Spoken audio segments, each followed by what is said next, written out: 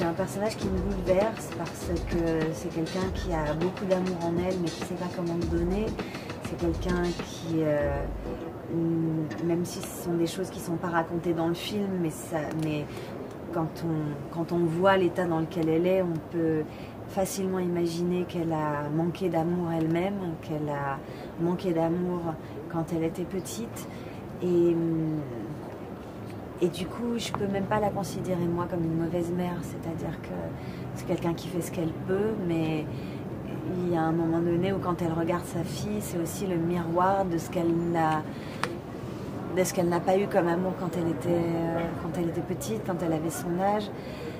Et quand on reçoit si peu d'amour, on ne sait pas comment en donner soi-même, même si on en a beaucoup à l'intérieur de soi, sans forcément utiliser les qualificatifs de bon ou de mauvais. Comment on arrive à vivre dans ce monde complexe, dans ce monde qui demande des choses illogiques parfois, dans ce monde qui nous conditionne dans des comportements qui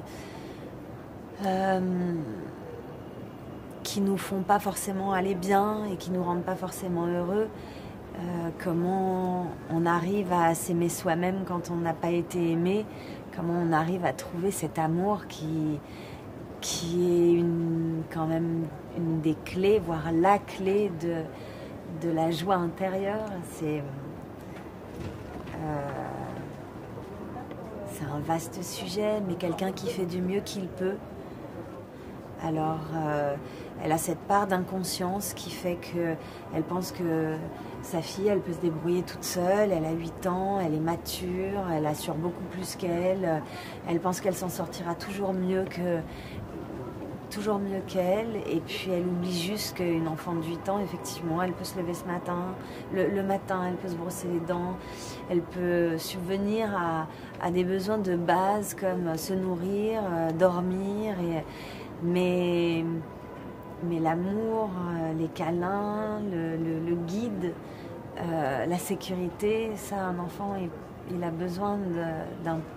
de quelqu'un.